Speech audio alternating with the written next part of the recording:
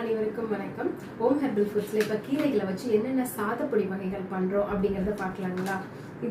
இது வந்து பொன்னாங்கண்ணி கீரை சாதப்பொடிங்க. எல்லாத்துக்குமே தெரியும் பொன்னாங்கண்ணி கீரை வந்து கண்களுக்கு வந்து ரொம்ப ரொம்ப நல்லது. அதே மாதிரி இரும்புச்சத்து உள்ளது, உடல் சூட்டை வந்து தணிக்கக்கூடியது. நம்ம பண்ற எல்லா சாதப்பொடி வகைகளுமே இலைகளை மட்டுமே எடுத்து அலசி நிலநுடத்தெல்லாம் காய வச்சுதாங்க பண்றோம். இது சம்பந்தமான வீடியோஸ் எல்லாமே நம்ம எப்படி ப்ரிப்பேர் பண்றோம்னு போட்டிருக்கோம் இன்ஸ்டாகிராம்ல, யூடியூப்ல, நீங்க செக் பண்ணி பாருங்க. இது பாத்தீங்கன்னா முசுமுசுக்கு கீரை சாதப்பொடிங்க. இது வந்து நுரையீரலுக்கு ரொம்ப ரொம்ப நல்லது. சளி தொந்தரவுகள் இருந்தா இந்த சாதப்பொடியை வந்து தினமும் ஒரு ஸ்பூன் எடுத்துக்கும் போது ரொம்ப நல்ல ஆரோக்கியத்தை தருங்க. இது பாத்தீங்கன்னா கரிசலாங்கண்ணி சாதப்பொடி. நம்ம கிட்ட கரிசலாங்கண்ணியே வெள்ளை கரிசலாங்கண்ணி, மஞ்சள் கரிசலாங்கண்ணி அப்படின்னு 2 கீரை வகைகளை வச்சு நம்ம பொடி பண்றோங்க.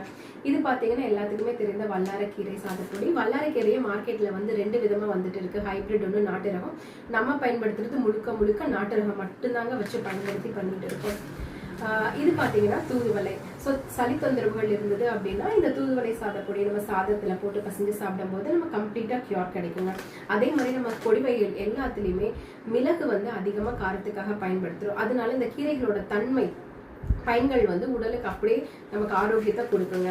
அடுத்தது பாத்தீங்கன்னா அதிகமா கேள்விப்படாத மூக்கிரட்டை கீரை சாதப்பொடி. இந்த மூக்கிரட்டை வந்து கிட்னி சம்பந்தப்பட்ட பிரச்சனைகளுக்கு வந்து ரொம்ப சிறந்ததுங்க. அதே மாதிரி கல்லீரல்ல வந்து கல் இருக்கு, கிட்னில ஸ்டோன் இருக்கும் போது இது ரெகுலர் எடுத்துக்கும் போது அதுக்கு வந்து ஹெல்ப் பண்ணுங்க நமக்கு சால்வ் பண்றதுக்கு.